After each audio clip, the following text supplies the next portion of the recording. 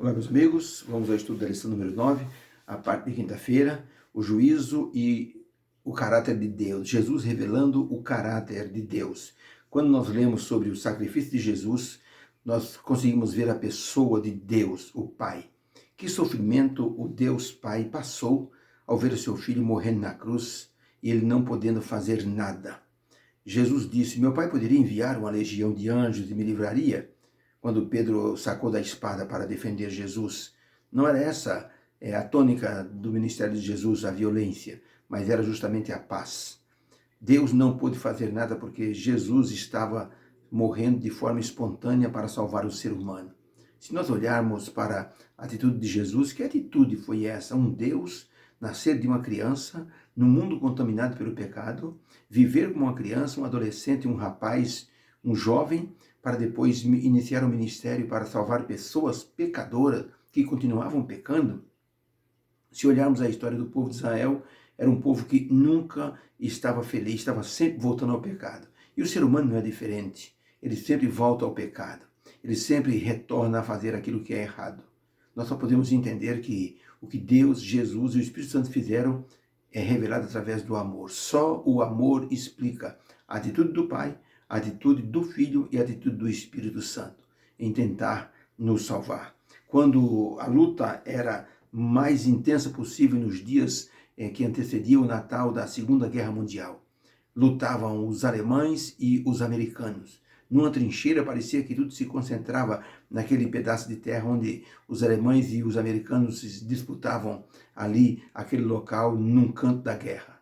Logo, um soldado alemão tentou cruzar o campo, mas foi ferido mortalmente e sangrando muito. Ele se arrastou até um local tentando voltar para a trincheira, mas ficou preso no arame farpado. A cena inspirava ali em todos uma compaixão, porque o soldado alemão ferido sangrava muito. Foi então que um soldado americano, vendo a cena, ele não suportou. Ele foi assim rastejando até chegar perto daquele soldado alemão que era o seu inimigo. Ele desvencilhou a roupa do soldado do arame farpado. Depois então ele tentou colocar o moço ferido sobre os ombros. Nesse instante, os comandantes das duas unidades que brigavam entre si deram o sinal de cessar fogo. E aquele soldado americano levantou o soldado ferido nos ombros e se dirigiu para a trincheira dos seus amigos, depositando aquele soldado ferido nos braços dos seus amigos. Todo mundo ficou em silêncio. De repente houve aplausos para o soldado americano que voltou para a sua trincheira e os tiros recomeçaram. Foi assim algo impressionante no meio da guerra. Podemos dizer que esse foi um ato de heroísmo, mas eu posso garantir a vocês que existe uma outra história onde alguém com um heroísmo assim universal atravessou o campo minado, assim, que estava assim crivado pelo pecado, para nos salvar no meio de um tiroteio de pecado, um tiroteio onde o diabo nos tinha como prisioneiro.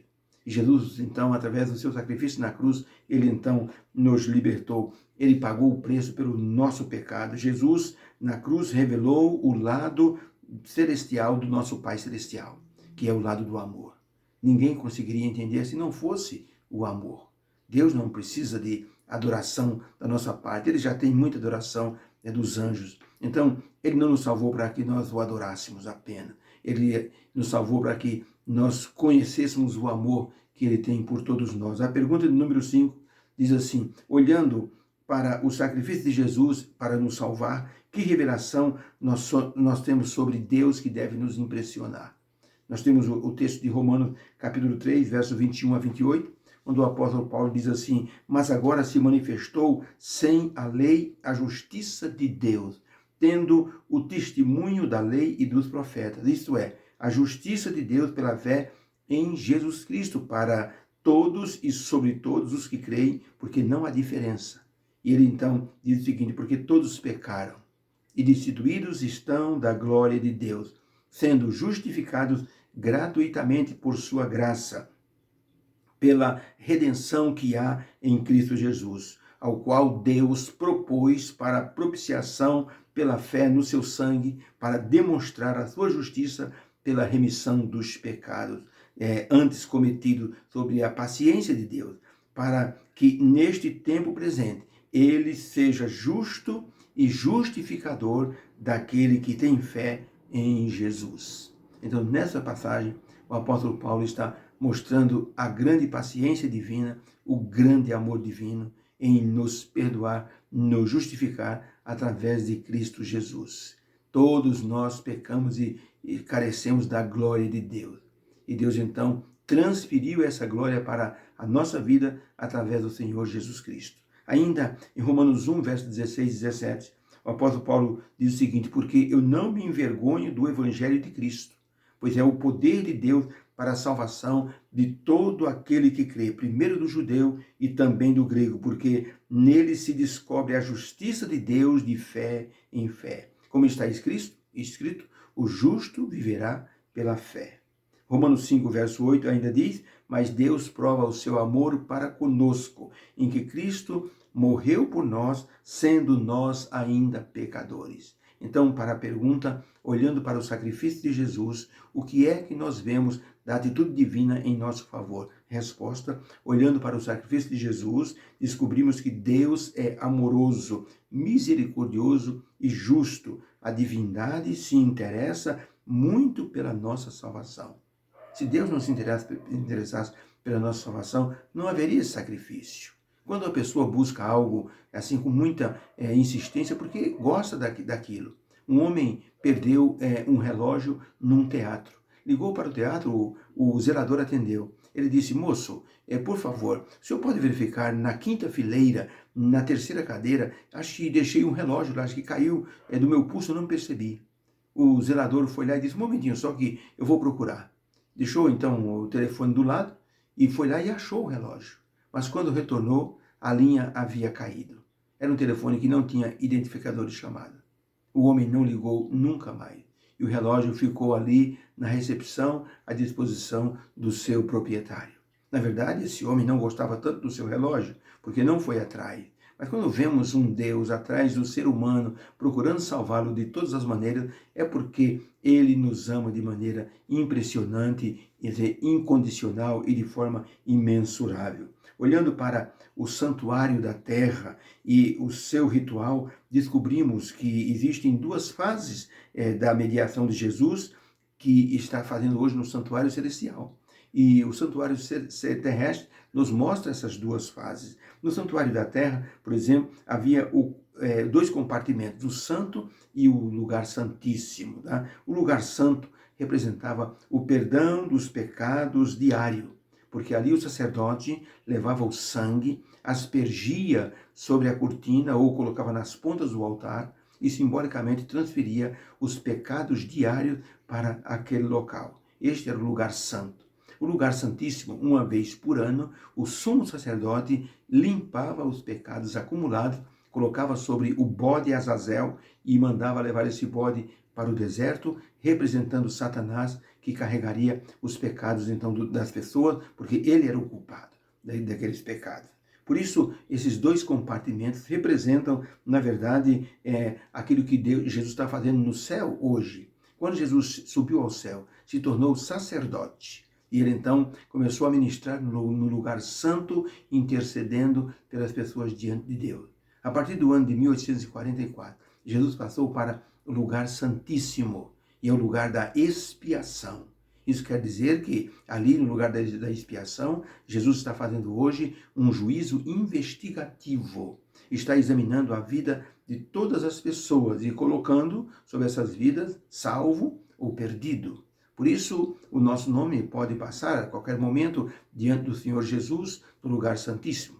Precisamos, então, da sua intercessão para que Ele possa, então, nos representar diante do Pai e, assim, Deus possa nos considerar como pessoas santas, pessoas que podem ocupar um dia o céu e ganhar a vida eterna.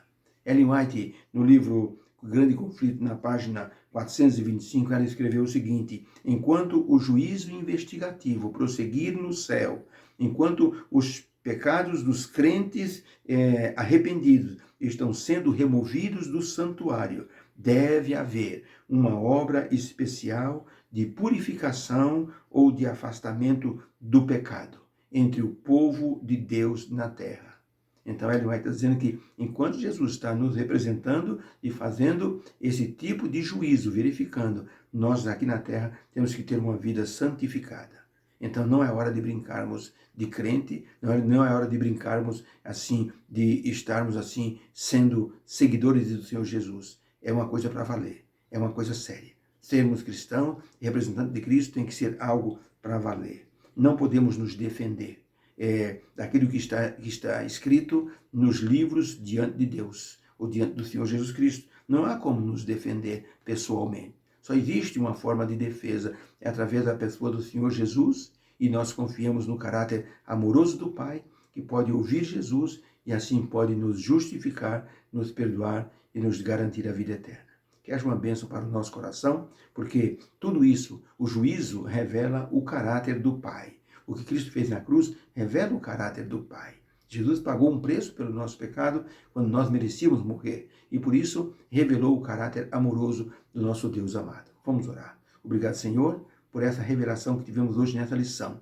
Que o Senhor Jesus Cristo morreu na cruz para nos salvar. E mais do que isso, nos representa diante do Senhor no lugar santíssimo. Está examinando as vidas das pessoas que passaram nessa terra. Em breve nosso nome poderá ser passado. Por favor, Senhor, considere-nos como teus filhos e que o sacrifício de Jesus nos purifique e nos dê chance de sermos salvos. Agradecemos em nome de Jesus. Amém. Fica com Deus. Que haja uma bênção para o teu coração. Veja que essa lição é uma lição assim teológica, mas tem o seu fundo de aplicação. Nós precisamos entender isso. Aquilo que o apóstolo Paulo escreveu, o apóstolo Paulo era muito inteligente. Escreveu uma carta aos Hebreus para ajudá-los a entender como poderiam se firmar na fé e como poderiam estar olhando para Jesus como o intercessor, o advogado e, mais do que isso, o amoroso Salvador de todas as pessoas. Que haja uma bênção para o teu coração. Fica com Deus. Amém.